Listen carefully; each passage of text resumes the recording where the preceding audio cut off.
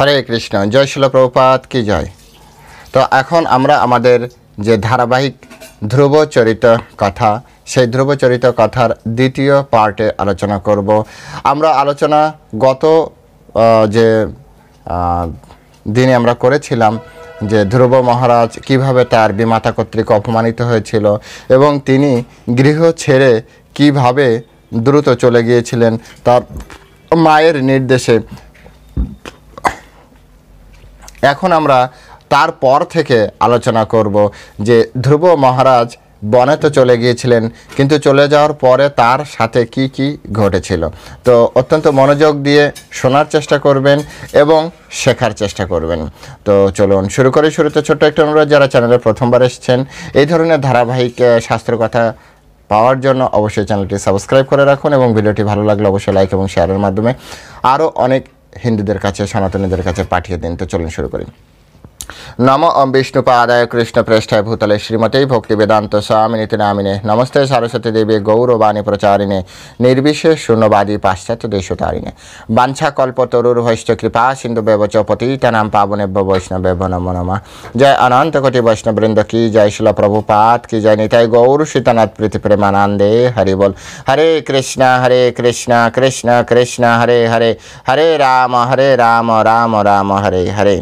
ওম নমো ভগবতে বাসুদেবায়, ওম নমো ভগবতে বাসুদেবায়, ওম নমো ভগবতে বাসুদেবায়। শ্রীমদ্ ভাগবতম চতুর্থ স্কন্দ অধ্যায় 8। আজ আমরা শুরু করব শ্লোক নাম্বার 25 থেকে। তো যে কথা বলছিলাম যে ধ্রুব মহারাজ ইতিমধ্যেই বনে চলে গিয়েছিলেন এবং বনে যাওয়ার পরে তিনি ভগবানকে অন্বেষণ করছেন, কিন্তু আসলে একটা বালক, তিনি সম্পূর্ণ প্রসেস জানে না যে কিভাবে কি করতে হয়।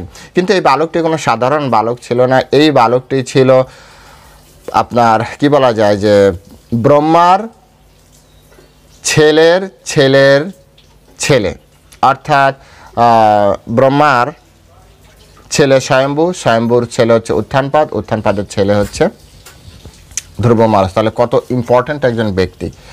তো সেই কথা তো সারা ব্রহ্মাণ্ডে ছড়িয়ে যাবে, এরকম ঘটনা ঘটেছে। নারদ মুনি তৎক্ষণাৎ চলে আসলেন কার কাছে? ধ্রুব মহারাজের কাছে। অ্যাকচুয়ালি ধ্রুব মহারাজ বলতে বলতে অভ্যস্ত। ধ্রুব কিন্তু এখনও বালক, এখনও মহারাজ হয়নি, কিন্তু যেহেতু ধ্রুব মহারাজ পরবর্তীতে ধ্রুব মহারাজ হয়েছেন এবং সেই জন্য সকলেই ধ্রুব মহারাজ আমরা বলতে বলতে অভ্যস্ত। তো চলে গেলেন ধ্রুব মহারাজের কাছে। ধ্রুব মহারাজের কাছে যাওয়ার পরে ধ্রুব মহারাজের মাথার উপরে নারদমুনি তার পবিত্র হাত স্থাপন করলেন এবং পবিত্র হাত স্থাপন করে তিনি এই কথাগুলি খুব সুন্দরভাবে বলছিলেন। অ্যাকচুয়ালি ধ্রুব মহারাজকে পরীক্ষার মাধ্যমে উপদেশের যে ইচ্ছা, সেই ইচ্ছা নিয়েই নারদমুনি তার কাছে গিয়েছিলেন। নারদমুনি এইভাবে উচ্চারণ করছিলেন, অহো তেজ ক্ষত্রিয়ানাম মানভঙ্গম অমৃষ্বাতম বাল ওপি অয়মৃদ্বা ধত্তে যত সমাতো অসৎ বচন। বলছে যে অহো, বলছে ক্ষত্রিয়দের তেজ কি অদ্ভুত। ধ্রুব মহারাজ ক্ষত্রিয় ছিলেন। ক্ষত্রিয়দের তেজ কি অদ্ভুত, যদি তাদের সম্মানের স্বল্প পরিমাণ হানিও হয় তাহলে সেটা তারা সহ্য করতে পারে না। অনুমান করে দেখুন, একটা বালক পর্যন্ত, একটা বালক, একটা ছোট শিশু পর্যন্ত যে এই কথা তিনি মানতে পারছেন না, তার বিমাতা তাকে কটূক্তি করেছেন, এটা তার কাছে অসহ্য লাগছে। শ্লোকটা কত সুন্দরভাবে, অহো তেজ ক্ষত্রিয়ানাম, ক্ষত্রিয়দের কি অদ্ভুত তেজ দেখুন। সামান্য অপমানসূচক বাক্য পর্যন্ত তারা সহ্য করতে পারেন, ইভেন একটা বালক পর্যন্ত। তাই তৎক্ষণাৎ তার কাছে যে প্রতিকারের বিষয়, সেই প্রতিকারের বিষয় জাস্ট তিনি ক্লু পেয়েছেন, এখনো বিষয় পাননি। তিনি তার বিমাতা বলেছিল তোমাকে তপস্যা করতে হবে, মা সুনীতি তাকে বলেছিল তোমার বিমাতা যা বলেছে, সুরুচি যা বলেছে সত্য বলেছে, যদি তোমাকে কিছু পেতে হয় বা কিছু এর প্রোটেস্ট করতে হয়, একমাত্র পরমেশ্বর ভগবানকে তুমি প্লেসড করো, তিনি যদি তোমাকে সহায়তা করে তাহলে তুমি তোমার জীবনে সাকসেস। তো এখান থেকে ভক্তগণ একটা শিক্ষা কিন্তু আমরা পেতে পাই, রুলস অফ সাকসেস। যদি জীবনে সাকসেস পেতে চান তাহলে পরমেশ্বর ভগবানকে সন্তুষ্ট করার চেষ্টা করুন। একটা বালক পর্যন্ত বেরিয়ে এসেছে ভগবানকে সন্তুষ্ট করার জন্য, আর ভগবানকে সন্তুষ্ট করার পরে ধ্রুব মহারাজের জীবনে কি প্রাপ্তি হয়েছে সেটা আমি আপনি অনেকেই জানি, যারা জানেন না তাদের জন্য এখন এই ক্লাস চলছে। তো সেই জন্য সফলতার সিক্রেট যদি বলা হয় তাহলে এক কথায় আমরা বলতে পারি সফলতার সিক্রেটের ভিতরে একটি সিক্রেট হচ্ছে পরমেশ্বর ভগবান শ্রীকৃষ্ণকে কিভাবে আমরা সন্তুষ্ট করতে পারি, তাকে তপস্যার মাধ্যমে কিভাবে আমরা সন্তুষ্ট করতে পারি। পরের শ্লোকে নারদমুনি তখন বলছেন, নারদমুনি বলছে যে তুমি একটা বালক মাত্র, এই সময় তোমার খেলাধুলা করার সময়, এই সময় তোমার মান অপমান এত কিছু চিন্তা করার কি দরকার আছে? কেন তুমি এইসব বিষয়ে বিচলিত হচ্ছ? একজন একটা কথা বলেছে, তুমি খেলাধুলা করে পরে ভুলে যাবে, বড়দের ব্যাপার কেন তুমি মাথা ঘামাচ্ছ? নারদমুনি তারপরে তিনি কি বললেন, হে ধ্রুব, প্রথমে তিনি কি বললেন, তুমি তো একটা বালক, কিন্তু পরবর্তীতে তিনি চিন্তা করলেন হতে পারে এর জ্ঞান বেশি, তাই জ্ঞানীর মতো তিনি কথা বললেন। বললেন, হে ধ্রুব, যদি তুমি মনে করো যে তোমার আত্মসম্মানের হানি হয়েছে তাহলেও তোমার অসন্তোষের কোনো কারণ নেই। কারণ আত্মসম্মান যদি কারো হানি হয় তাহলে এটি বোঝার জন্য তার যথেষ্ট পরিমাণে জ্ঞান দরকার। তার মানে সে একজন জ্ঞানী ব্যক্তি। মান বা অপমান, এই যে দ্বন্দ্বভাব বোঝার জন্য মানুষের মিনিমাম একটা জ্ঞান দরকার, অর্থাৎ তাকে জ্ঞানী হিসেবে গণ্য করা উচিত। যেহেতু সে জ্ঞানী, তাই নারদমুনি এবার জ্ঞানের কথা বলছে যে তুমি তো এটা জানো যে এই প্রকার অসন্তোষ মায়ার একটি লক্ষণ, মায়ার দ্বারাই এগুলি আমাদের দ্বন্দ্বভাব তৈরি হয়। তো তুমি মায়ার ফাঁদে কেন পড়বে? তিনি তারপরে বললেন, প্রতিটি জীবী পূর্বজীবনের কৃত কর্মের মাধ্যমেই দুঃখ অথবা সুখ ভোগ করে। একথা জেনেও তোমার বিচলিত হওয়া উচিত না, কারণ পূর্বজীবনে এমন তুমি কিছু করেছো যার ফলে তোমার এই ধরনের মান বা অপমান প্রাপ্তি হচ্ছে। আবার তুমি যদি চিন্তা করো এটি মায়ার একটা ফাঁদ, তাহলেও তোমার বিচলিত হওয়া উচিত না। আর তার আগে তিনি বললেন, তুমি একটা সাধারণ ছোট বালক, তোমার এত কিছু চিন্তা করার কি দরকার? খাও দাও, ঘোরো ফেরো, আনন্দ করো, একটু ভাবে বকেছে, কিছুক্ষণ পরে আবার তোমাকে কাছে টেনে নেবে। অর্থাৎ সব মিলিয়ে তিনি বোঝাতে চাইছেন যে এই অবস্থায় তোমার বিচলিত হওয়া উচিত না। যদি তুমি বালক চিন্তা করো তাহলেও বিচলিত হওয়া উচিত না, যদি তুমি নিজেকে জ্ঞানী ভাবো তাহলেও তোমার বিচলিত হওয়া উচিত নয়। তারপরে নারদমুনি আবার বললেন, পরমেশ্বর ভগবানের প্রতিনিধি অত্যন্ত বিচিত্র গতিবিধি, পরমেশ্বর ভগবানের প্রতিনিধি না গতিবিধি অত্যন্ত বিচিত্র। বুদ্ধিমান মানুষের কর্তব্য হচ্ছে সেই পন্থা অবলম্বন করে অনুকূল বা প্রতিকূল বিচার না করে সব কিছুই ভগবানের ইচ্ছা বলে মনে করে সন্তুষ্ট থাকা। একজন বুদ্ধিমান ব্যক্তি তিনি কি করেন? বর্তমান সময় যা কিছু চলছে আমার আপনার সাথে, প্রকৃতির সাথে, পরিবেশের সাথে, এটাকে ভগবানের ইচ্ছা বলে মেনে নিন। যেভাবে পরীক্ষিত মহারাজ অভিশপ্ত হয়েছিল, পরীক্ষিত মহারাজ যখন অভিশপ্ত হলো, পরীক্ষিত মহারাজ চাইলে তক্ষককে মারতে পারতো না। আরে কলি পর্যন্ত ভয়ে তার চরণে আত্মসমর্পণ করেছে, যারা ভাগবত জানে তারা জানে। আর তক্ষক কোথায়? একটা তক্ষক নাকি মারতে পারতো না? ভগবানের নাতি, কৃষ্ণের নাতি, সে অভিমন্যুর পুত্র, সে একটা তক্ষককে মারতে পারবে না? কিন্তু তিনি ভাবলেন এটি ভগবানের পরিকল্পনা, সুতরাং okay, Hare Krishna, I have to go, আমাকে ফিরে যেতে হবে। বর্তমান সময় কৃষ্ণ নিজে চাইছেন না যে আমি এখানে থাকি, তাই তার পরিকল্পনার মাধ্যমে তিনি আমাকে অভিশপ্ত করার মাধ্যমে এখান থেকে দ্রুত আমাকে নিয়ে যেতে চাইছে, কারণ এটা কৃষ্ণের ইচ্ছা না যে আমি এখানে থাকি। তাই এই হচ্ছে গুরু পরম্পরার শিক্ষা। কেন সনাতনীরা বেশিরভাগ সময় একটু শান্ত থাকে? কারণ এখানে বলছে, নারদমুনি বলছে, বুদ্ধিমান মানুষের কর্তব্য সেই পন্থা অবলম্বন করে অনুকূল ও প্রতিকূলতার বিচার না করে সব কিছুই ভগবানের ইচ্ছা বলে মনে করে সন্তুষ্ট থাকা।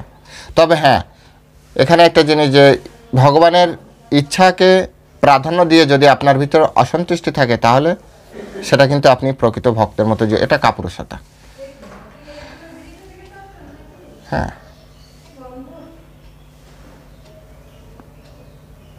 সুতরাং আমাদেরকে এটি বিচার করতে হবে যে ক্ষত্রিয়রা কেন এরকম ভাব করছে। তারপরে তিনি আরও বললেন যে তুমি তোমার মাতার উপদেশ অনুসারে ভগবানের কৃপা লাভের জন্য ধ্যান যোগের পন্থা অবলম্বন করতে মনস্থ করেছ, কিন্তু আমার মতে কোনো সাধারণ মানুষের পক্ষে এই প্রকার তপশ্চর্যা সম্ভব নয়। পরমেশ্বর ভগবানকে সন্তুষ্ট করা অত্যন্ত কঠিন। বিচার করুন, একবার বিচার করে দেখুন। সাধারণ কোনো ব্যক্তি ধ্যানযোগের মাধ্যমে ভগবানকে সন্তুষ্ট করা এটা অত্যন্ত কঠিন একটি ব্যাপার। এর মাধ্যমে আমাদের জন্য একটা শিক্ষাও তিনি রেখে গেলেন। সেই শিক্ষাটি কি? সেই শিক্ষা হচ্ছে সাধারণ যারা আমরা আছি তারা যেন ধ্যানযোগে না যাই। আর কলিযুগের মানুষ তো কতটা মহান আমি আপনি সকলেই কম বেশি জানি। আমি হয়তো একটু কম জানি, আপনারা অনেক বেশি জানেন। তাই আমাদের জন্য ধ্যানযোগ কখনোই পারফেক্ট নয়, এই শ্লোকের মাধ্যমে আমরা স্পষ্ট করে জানতে পারছি। তিনি স্পষ্ট করে বলছেন, হ্যাঁ, অত মাত্র উপদিষ্ঠেন যোগেন আরুর উচ্ছ্বসী যত প্রসাদম সা বৈ পুংসাম দুরারাধ্য মত মম। কোনো সাধারণ মানুষের পক্ষে এই প্রকার তপশ্চর্যা সম্ভব নয়। তাই কখনোই আমাদের এই ধরনের আচরণ করা উচিত নয়। ধ্যান করার মাধ্যমে এটা আমাদের জন্য সময় নষ্ট হবে। তবে ধ্রুব মহারাজ সাধারণ ছিলেন না। ধ্রুব মহারাজ আগেও বলেছি, ধ্রুব মহারাজ সাধারণ ছিলেন না। তারপরে নারদমুনি বললেন, সমস্ত জড় কলুষ রহিত হয়ে বহু তপস্যা করে এবং নিরন্তর সমাধিমগ্ন হয়ে বহু যোগী জন্ম জন্মান্তর ধরে চেষ্টা করা সত্ত্বেও ভগবানকে উপলব্ধি করার পথ খুঁজে পায়নি। একরকম কঠিন সত্য বা ভয় দেখানোর চেষ্টা করা হচ্ছে, যে এখানে বলা হচ্ছে মিথ্যাতর বলবে না। নারদমুনি ধ্রুব মহারাজকে মিথ্যা বলবে না, তাই এটা কঠিন সত্য। বলছে যে সম্পূর্ণভাবে জড় কলুষ থেকে মুক্ত হয়ে তারপরে কি নিরন্তর সমাধিমগ্ন হয়ে বহু যোগী জন্মান্তর ধরে জন্মান্তর চেষ্টা করা সত্ত্বেও ভগবানকে উপলব্ধি করার পথ খুঁজে পায়নি। কত কঠিন একটি বিষয় ধ্যান যোগ। আর সেই ধ্যান করার জন্য ধ্রুব মহারাজ ঘর থেকে বেরিয়েছে, কি অবস্থা তার। তারপরে তিনি বলছেন, হে বৎস, এই বৃথা প্রচেষ্টা থেকে তুমি নিরস্ত হও। এই কাজ সফল হবে না। তোমার পক্ষে এই গৃহে ফিরে যাওয়াই শ্রেয়স্কর। যখন তুমি বড় হবে তখন ভগবানের কৃপায় তুমি এই যোগ অনুশীলনে সুযোগ পাবে। একটু বড় হও, তারপরে তুমি, কারণ তুমি এখন ছোট মানুষ, এখন তুমি পারবে না, এখন তুমি গৃহে ফিরে যাও। তিনি স্পষ্ট করে বললেন যে এই পন্থা অত্যন্ত দুঃখদায়ক এবং এই পন্থার মাধ্যমে তুমি ভগবানকে সন্তুষ্ট করতে হয়তোবা এই সময় পারবে না। আরেকটু বয়স হলে তুমি আবার আসবে। তখন এই কথা শুনে ধ্রুব মহারাজ নারদমুনিকে কি বলেছিলেন জানেন? স্বয়ং সমভগবতা সুখ দুঃখ হতাত্মনাম দর্শিত কৃপয়া পুংসাম দুর্দর্শ अस्मात् বিধয়েস্তুমাম। বলছে ধ্রুব মহারাজ বললেন, হে নারদ ঋষি, যাদের হৃদয়ে জড়জগতের সুখ এবং দুঃখের দ্বারা বিচলিত, এখান থেকে শিক্ষা, যাদের হৃদয়ে জড়জগতের সুখ অথবা দুঃখের দ্বারা বিচলিত, তাদের মনে শান্তি লাভের জন্য আপনি কৃপাপূর্বক যে উপদেশ দিয়েছেন তা অবশ্যই অত্যন্ত মঙ্গলজনক। এর আগে যা যা উপদেশ দিয়েছে ভালো উপদেশ দিয়েছে, কিন্তু আমি অজ্ঞানের অন্ধকারে আচ্ছন্ন, তাই এই প্রকার দর্শন আমার হৃদয়কে স্পর্শ করতে পারছে না। এক হচ্ছে যারা জড়জগতের দুই ধরনের শিক্ষা রয়েছে। যারা জড়জগতের প্রতি আসক্তি রয়েছে, জড়জগতের সুখ বা দুঃখের দ্বারা বিচলিত রয়েছে, তাদের অবশ্যই গুরু পরম্পরার জ্ঞান গ্রহণ করা উচিত। কিন্তু কারা এই গুরু পরম্পরার জ্ঞান গ্রহণ করতে পারবে না, গুরুদেবের নির্দেশ মানতে পারবে না, তাও ধ্রুব মহারাজ এখানে স্পষ্ট করে বলে দিলেন। কি বললেন? বললেন যে অজ্ঞানের দ্বারা, হ্যাঁ, কিন্তু আমি অজ্ঞানের দ্বারা, অজ্ঞানের আচ্ছন্ন, অজ্ঞানের অন্ধকার আচ্ছন্ন, তাই এই প্রকার দর্শন আমার হৃদয়কে স্পর্শ করতে পারছে না। মানে ও টেন্ডেন্সি ও এটা করবেই, হ্যাঁ, সেজন্য সেটা আর গ্রহণ করতে পারছে না, গুরুদেবের কথা গ্রহণ করতে পারছে না। আমরা অনেক সময় বলি একটু জব করেন, একটু গীতা পাঠ করেন, ভাগবত পাঠ করেন, বলে সময় কই? কেন সময় নেই? কারণ তার তো বাড়ি করতে হবে, গাড়ি করতে হবে, তার সন্তানকে বড় করতে হবে। এখানে ধ্রুব মহারাজ সেই কথাটাই বোঝাচ্ছে। ধ্রুব মহারাজ ঘর থেকে বেরিয়েছে এমন উদ্দেশ্য নিয়ে যে তিনি তার পিতার থেকে বড় কিছু করে দেখাবে। আমাদের বর্তমান সময়ে আমরা যেমন বড় কিছু করতে চাই, বাড়ি, গাড়ি, টাকা পয়সা, ধন দৌলত, সম্পদ সম্পত্তি, মান সম্মান, ঐশ্বর্য, বৃত্ত, হ্যাঁ, কত কি, ফেমাসনেস, কি বলেন, আরও অনেক কিছু তো মনে পড়ছে না। আর এইগুলো চিন্তা করতে যে গুরুদেবের যে জ্ঞান, সাধুদের যে জ্ঞান, সেগুলো আর আমাদের হৃদয়ে দাঁড়ায় না, সেগুলি আমাদের হৃদয়ে আর দাঁড়ায় না। আমরা সেই পন্থায় এগোতে থাকি যে পন্থা আমাদের পিতামাতা আমাদেরকে বলেছে, পড়াশোনা কর, স্কুলে যা, কলেজে যা, চাকরি কর, ব্যবসা কর, টাকা ইনকাম কর। তো আমাদের পিতামাতা আমাকে সাজেস্ট করেছে, আর আমি যদি এখন মাঝখান থেকে কোনো একজন সাধু ব্যক্তি যদি আরেকজনকে বলে যে এটা করো না, সেটা করো না, আমার কথা শুনবে? ওখানে তো ঘটনাটা ভাগ্যক্রমে উল্টোভাবে ঘটেছিল। ধ্রুব মহারাজ চেয়েছিল জড়জাগতিক বিষয়, কিন্তু তার দুই মা মিলে তাকে প্ররোচিত করেছিল, তুমি পরমেশ্বর ভগবানেরকে সন্তুষ্ট করো, তার আরাধনা করো। তাই তিনি বেরিয়েছিলেন পরমেশ্বর ভগবানের কাছে। কিন্তু তারা যদি বলতো, একবারে যদি কোনোভাবে আমাদের পিতামাতার মতো বোঝাতো, যা তুই বাইরে যা, অনেক চেষ্টা কর, অনেক কষ্ট কর, যুদ্ধ, একজন বড় যোদ্ধা তৈরি হ, তারপরে নিজে জয় করে নিবি, এর থেকে বড় রয়েছে, তাই করতো। কিন্তু ও তোর কপাল ভালো, ধ্রুব মহারাজকে তার তার দুই মা মিলে তাকে উৎসাহ দিয়েছে ভগবানের, তাই ভগবানের জন্য, এই জন্য কারো কথা শুনবে না।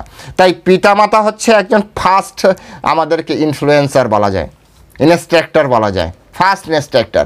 আপনি আপনার সন্তানকে কিভাবে ইনস্ট্রাক্ট করছেন, আপনি আপনার সন্তানকে কিভাবে জগৎকে চেনাচ্ছেন, আপনি আপনার সন্তানকে কিভাবে তৈরি করতে চান, কিভাবে আপনি তাকে উপদেশ করেছেন, কারণ আপনার কথা আপনার সন্তান সবথেকে বেশি শোনে।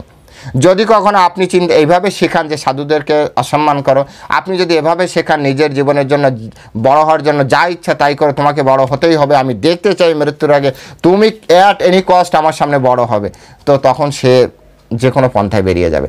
কিন্তু যদি আমরা ছোটোবেলা থেকে পিতামাতা সন্তানকে শেখাই যে কোনো মূল্যেই হোক তুমি ভগবানের চরণে থাকবে, জীবনে এই জগতে, ভৌতিক জগতে কিছু পাও বা না পাও, তোমাকে ভগবানের চরণে থাকতে হবে, তাহলে সেও এই ধ্রুব মহারাজের মতো নারদ মুনির কথা অগ্রাহ্য করে ভগবানের চরণে থাকত। শিক্ষা কিন্তু অনেক রয়েছে, কতটা শিখতে পারছে এটি হচ্ছে মুখ্য বিষয়।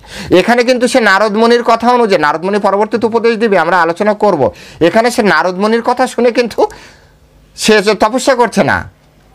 নারদ মুনি এখন তো দৃঢ়তা দেখছে, টেস্ট করছে, কিন্তু কোন দৃঢ়তা, তার যে গন্তব্য সেটা রাইট ছিল। তার তার মায়ের কথায়, বারবার পিতামাতা আসছে, কিন্তু তার মায়ের কথায় সে কিন্তু ভগবানের কাছে এসেছে, ভগবানের আরাধনার জন্য এসেছে। এখানে ধ্রুব মহারাজ তার মায়ের কথায় বনে এসেছে, তার হৃদয় আছে অ্যাচিভমেন্ট, আর ইনস্ট্রাক্টর, ইনফ্লুয়েন্সার, গাইডেন্স হিসেবে কাজ করেছে তার মা। পরিষ্কার বুঝতে হবে, সে তার মায়ের কথাকে শিরোধার্য করে সে ঘর থেকে বেরিয়েছে, আমাকে অ্যাট এনি কস্ট সেই পরমেশ্বর ভগবানকে সন্তুষ্ট করতে হবে, কারণ আমি ভৌতিক জগতে কিছু একটা চাই। আর এই জায়গায় এসে ও তো, কারণ সাক্ষাৎ ব্রহ্মার কি বলা যায়, যে নাতি বা পোতা, কি বলা যায়, যেটা বলা হয়, হ্যাঁ, 3 নম্বর বংশধর।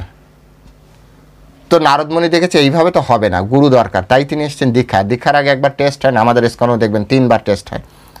একবার রিটেন পরীক্ষা দিতে হয়, তারপর ভাইবা দিতে হয়, তারপর আবার বোর্ডে যে একবার ভাইবা দিতে হয়, দুটো ভাইবা আর একটা রিটেন, একটা পাস করলে আরেকটা, একটা পাস করলে আরেকটা, তারপরে যে দীক্ষা বোর্ডে বসে। তো গুরুদেব নারদমণি বুঝতে পেরেছেন যে এইভাবে ভগবানকে পাবে না, ওকে দীক্ষা দিতে হবে, দীক্ষা দেওয়ার আগে টেস্ট করতে হবে, তাই বিভিন্নভাবে তাকে টেস্ট করছে যে তার গন্তব্য, তার লক্ষ্য, তার পরমেশ্বর ভগবান শ্রীকৃষ্ণকে তিনি ঠিক রেখেছেন কিনা। ধ্রুব মহারাজ বললেন, হে প্রভু, আমি অত্যন্ত দুর্বিনত মানে আমি কোনোভাবে আপনার কথায় নমনীয় হব না। দেখুন, নারদ মুনির মতো ব্যক্তি, যিনি মহান একজন গুরুদেব, আমাদের গুরু মানে গুরু পরম্পরায় একজন মহান ব্যক্তি নারদ মুনি, দেবর্ষি নারদ,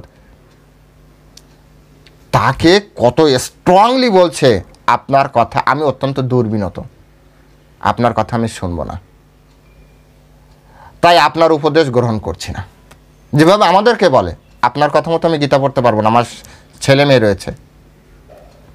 এটা ওই ব্যক্তির দোষ নয় যে আমাদেরকে বলছে যে আমার ফ্যামিলি রয়েছে, তার পিতামাতার দোষ, তার পিতামাতা এইখানে ঢুকিয়ে রেখেছে।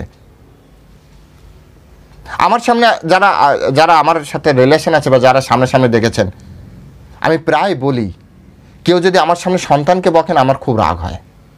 কেন রাগ হয় জানেন? আমি তাদেরকে পিতামাতাকে বলি, আম গাছে আম হয়, কাঁঠাল গাছে কাঁঠাল হয়, জাম গাছে জাম হয়, আম গাছে কখনো কাঁঠাল হয় না, কাঁঠাল গাছে কখনো জামরুল হয় না। পিতামাতা যেমন সন্তান তেমন হয়েছে, পিতামাতা যেমন ছোটবেলা থেকে শিক্ষা দিয়েছে, সন্তান এখন এসে সেই ধরনের আচরণ করছে। আপনি যদি ঘরে শান্ত শিক্ষা দিতেন, তাহলে এখানে এসে শান্তভাবে জীবনযাপন করতেন। পিতামাতার কারণে সন্তান এরকম হয়েছে। পাণ্ডু আর কুন্তির পুত্র পঞ্চপাণ্ডব, গান্ধারী আর ধৃতরাষ্ট্রের পুত্র এই দুর্যোধন আদি 100 ভাই। এক গান্ধারী অনেক জ্ঞানী থাকার পরও সে অজ্ঞানের দৃষ্টিতে আবদ্ধ ছিল, অর্থাৎ তার জ্ঞানের প্রয়োগ করেনি। ভগবান তাকে চোখ দিয়েছিল, কিন্তু তার স্বামীর প্রতি নিষ্ঠার কারণে চোখ বেঁধে ফেলেছিল, সে সুযোগ নষ্ট করেছে। সেইভাবে যদি চিন্তা করতো আমার সেই স্বামী দেখতে পায় না, কমসে কম আমি তার চোখের জ্যোতি হিসেবে তার সন্তানকে আমি সুন্দর আদর্শ দিয়ে মানুষ করব, তাহলে সে অনেক কিছু দেখে সুন্দরভাবে জীবনযাপন করাতে পারত, কিন্তু সে তা করেনি। এই সুযোগে থার্ড পারসন মাতুল ঢুকে পুরো নষ্ট করে দিল। আর উভয় ভালো দর্শনের মাধ্যমে পঞ্চপাণ্ডব ভালো হয়ে গেল। এখানে সন্তানের কি দোষ? এখানেও দেখুন, নারদ মুনিকে বলছে আমি অত্যন্ত দুর্বিনত, আমি আপনার উপদেশ গ্রহণ করছি না। কার উপদেশ গ্রহণ করে সেখানে এসছে? মায়ের উপদেশ। তাহলে পিতামাতাকে কত ভালো হতে হবে। কিন্তু এটা আমার দোষ নয়। ধ্রুব মহারাজ তার পক্ষে, নিজের পক্ষে যে কথা বলছে, এটা আমার দোষ না। ক্ষত্রিয় কুলে জন্মগ্রহণ করার ফলে আমি এমন হয়েছি, আমার জন্ম ক্ষত্রিয় কুলে, সুতরাং আমি দুর্বিনত। আমি আমার বিমাতা সুরুচি তার দুরুক্তির বাণের দ্বারা আমার হৃদয় দগ্ধ হয়েছে, করেছেন। তাই আমার আপনার মূল্যবান উপদেশ আমার হৃদয়ে স্থান পাচ্ছে না, আমার হৃদয় এখন দগ্ধ হয়ে আছে। ধরুন একজনের হাতে আগুন লেগে পুড়ে গিয়েছে, এবার তার উপরে আপনি হাত দিলে তাতে আরও ব্যথা লাগবে। আপনার এই হাতের যে সুন্দর যে স্পর্শ সুখ সে অনুভব করবে না, আপনি অনুভব করতে পারবেন না। আপনি তার হাতে স্পর্শ সুখ অনুভব করতে পারবেন না, সে আপনার স্পর্শ সুখ অনুভব করতে পারবে, কারণ অলরেডি তো তার হাত পুড়ে আছে, তার হৃদয় দগ্ধ হয়ে আছে। এই অবস্থায় সে কিভাবে কি করবে আপনারাই বলুন। তারপরে তিনি বলছেন, হে তত্ত্বজ্ঞানী ব্রাহ্মণ, আমি এমনই একটি পথ অধিকার করতে চাই, দেখুন, যা আজ পর্যন্ত এই ত্রিভুবনে কেউ লাভ করেনি, এমনকি আমার পিতা এবং পিতামহ ব্রহ্মার কথা পারেনি। বুঝতে পেরেছেন? ব্রহ্মার কথা বলেছে। আপনি যদি আমাকে অনুগ্রহ করতে চান, তাহলে দয়া করে আপনি আমাকে সেই সৎপন্থা, দেখুন এখানে পন্থা চেয়েছে, কিন্তু যেহেতু ভালো মানুষের পুত্র না, তার মা অত্যন্ত সৎ, বাবাও ভালো, হয়তো সৎ মায়ের প্রতি আকৃষ্ট হওয়ার কারণে তার আচরণ কিছুটা তার প্রতি, কিন্তু অ্যাকচুয়ালি তো উত্থানপাত ভালো মানুষ।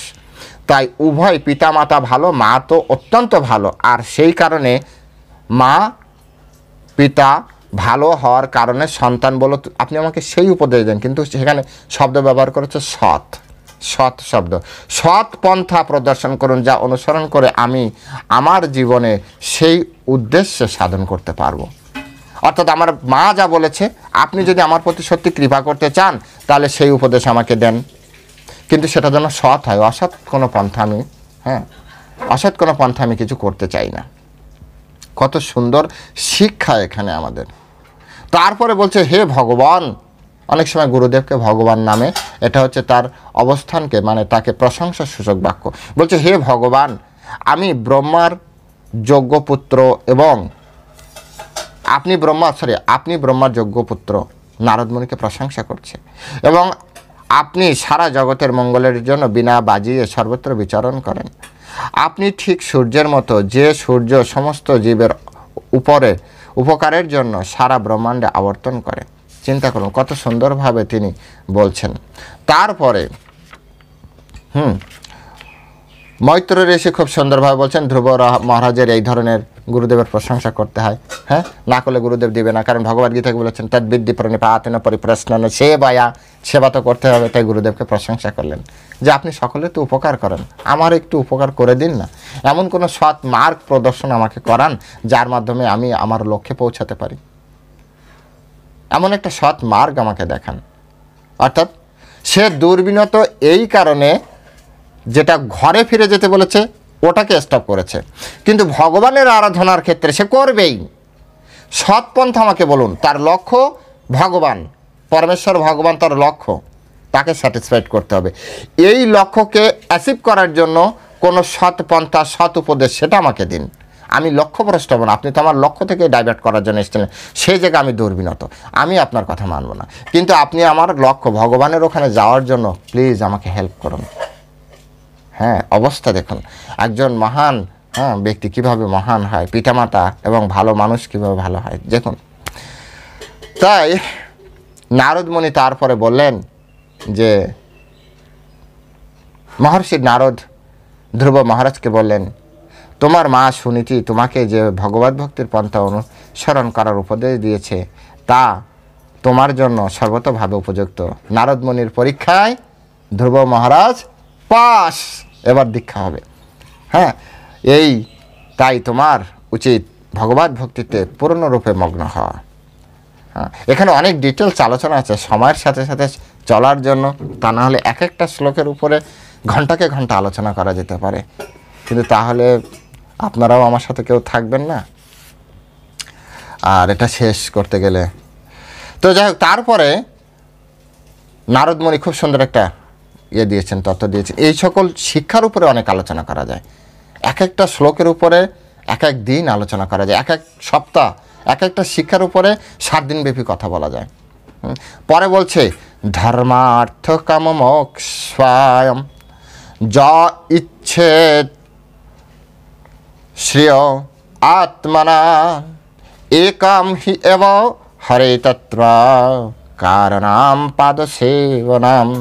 যে ব্যক্তি ধর্ম, অর্থ, কাম এবং মোক্ষ এই চতুর্বর্গ কামনা করে তার কর্তব্য হচ্ছে পরমেশ্বর ভগবানের ভক্তিতে যুক্ত হওয়া, কারণ তার শ্রীপাদপদ্মে আরাধনার ফলে এই সমস্ত বাসনা পূর্ণ হয়। ভক্তগণ, যাদের ভিতরে ধর্ম, অর্থ, কাম, মোক্ষ এই চতুর্বর্গ প্রাপ্তির ইচ্ছা আছে, আজ থেকেই ভগবত ভক্তিতে নিজেকে যুক্ত করুন। নারদ মুনি উপদেশ দিয়েছেন ধ্রুব মহারাজকে উদ্দেশ্য করে, আমরাও শুনতে পেলাম। আপনার জীবনে ধর্ম থাকবে, অর্থ থাকবে, কামনা বাসনা পূর্ণ হবে, আপনি মুক্তিও প্রাপ্তি করতে পারবেন। শুধু ভগবত ভক্তিতে যুক্ত হন, শুধু ভগবত ভক্তিতে যুক্ত হন, এটা হচ্ছে শিক্ষা। তারপরে নারদ মুনি আবারও বলছে, হে বৎস, তোমার কল্যাণ হোক। তুমি যমুনার তটে মধুবনে, আমি মহারাজ আমাদেরকে নিয়ে গিয়েছিল, আমার পক্ষে তো যাওয়া কোনোভাবে সম্ভব নয়। এক তো খরচের ব্যাপার আছে, অত টাকা আমার নেই, দ্বিতীয়ত হচ্ছে শুদ্ধ বৈষ্ণব না হলে এইসব দর্শন হয় না। আমি আমার মহারাজের কাছে সবসময় কৃতজ্ঞ যে তিনি কৃপা করে যে ছোট ভাই মনে করে তিনি হাত ধরে সেখানে নিয়ে গিয়েছিলেন এবং সব কিছু তিনি দেখিয়েছিলেন, সব কিছু তিনি বলেছিলেন। সত্যি মহান ব্যক্তি তিনি। তো আজ এই কারণে মহারাজের কথা মনে পড়লো যে যমুনার তটে মধুবন, সেই মধুবনে গিয়েছিলাম, সেখানে ধ্রুব টিলা আছে, আজও আছে। আমি প্রথমে বলেছিলাম এটি 185 কোটি বছর আগের কথা, 185 কোটি বছর আগের কথা। অর্থাৎ ধাম যে নিত্য তার এটি একটি প্রমাণ। ধ্রুবটিলা আছে মানে হচ্ছে বৃন্দাবন ধাম মানে সবসময় নিত্য। এই জগতে অনেকবার প্রলয় এসেছে কিন্তু ধ্রুবটিলা আজও আছে।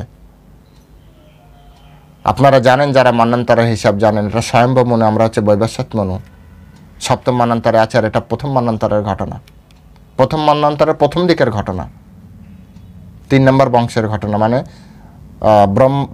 ব্রহ্মার পুত্র হচ্ছে স্বয়ম্ভব মনু, স্বয়ম্ভব মনুর পুত্র হচ্ছে উত্থানপাদ, উত্থানপাদের পুত্র হচ্ছে ধ্রুব। মানে 3rd জেনারেশনের কথা। মানে আমাদের এই কল্পের ছেদ বরাহ কল্পে প্রথম দিকের ঘটনা এটি। সেখান থেকে আজও সেই ধ্রুবটিলা ওখানে রয়েছে। এর প্রমাণ যে সনাতন ধর্মে যা বলা হয়েছে তা সত্য বলা হয়েছে, এবং সনাতন ধর্ম কত বছর পুরানোর কথা। অনেকে বলে না যে আমাদের ধর্ম পুরনো, আমাদের ধর্ম পুরনো। দেখো হিসেব করে, ক্যালকুলেশন নিয়ে আসো তোমাদের সমস্ত শাস্ত্রগ্রন্থ আর আমাদের শাস্ত্রগ্রন্থ, ক্যালকুলেশন করি কত পিছনে তুমি যেতে পারো আর কত পিছনে আমি যেতে পারি, আমাদের শাস্ত্রগ্রন্থ নিয়ে যেতে পারে। যাই হোক, ধন্যবাদ মহারাজকে, সশ্রদ্ধ প্রণাম জানাই মহারাজকে, কারণ তিনি কৃপা করে সেই মধুবনে, সেই অপ্রাকৃত ধামে তিনি নিয়ে গিয়েছিলেন এই অযোগ্য ব্যক্তিকে।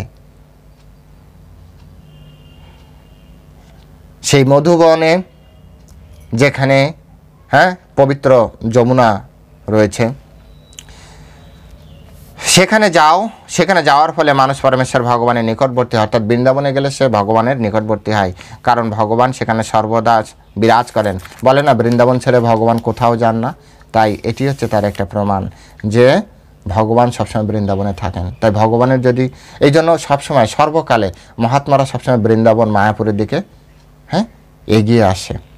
এখানে আরও অনেক ব্যাখ্যা আছে। তো নারদ মুনি তারপরে আবার বললেন, হে বৎস, কালিন্দী ও যমুনার জলে তুমি প্রতিদিন 3 বার স্নান করবে। ভক্তদের 3 বার স্নান করা উচিত। স্নান করবে কারণ সেই জলে অত্যন্ত শুভ, পবিত্র ও নির্মল। স্নান করার পর তুমি অষ্টাঙ্গ যোগের আবশ্যকীয় বিধি পালন করো, এবং কোনো নির্জন স্থানে আসনে উপবেশন করে। এই নির্জন আসনটাই ছিল হচ্ছে একটা টিলা, যার নাম হলো পরবর্তীতে ধ্রুবটিলা। এই মধুবনের মধ্যেই পড়ে। এখনও ওখানে প্রচুর গাছ আছে, এখনও সবুজ আছে। কিছু আছে বিল্ডিং আছে, চোখে আমার ভাসছে কিছু বিল্ডিং আছে, কিন্তু ওই জায়গাটা প্রচুর গাছ আছে, সবুজ, খুব ভালো লাগে, শীতল জায়গা। তারপরে বললেন যে এগুলো আসন, বিভিন্ন ধরনের আসন তিনি শেখাচ্ছেন, কিভাবে মন সংযম করতে হয়। আপনারা পড়ে নেবেন শ্রীমদ্ ভাগবতম দেখে। এবং তারপরে যে তিনি খুব সুন্দর একটি বিগ্রহ তৈরি করতে বললেন। ভগবান হচ্ছেন শ্রীবৎস লক্ষ্মী দেবীর আসনস্বরূপ চিহ্ন সমন্বিত, এবং তার অঙ্গ কান্তি ঘন নীল বর্ণ।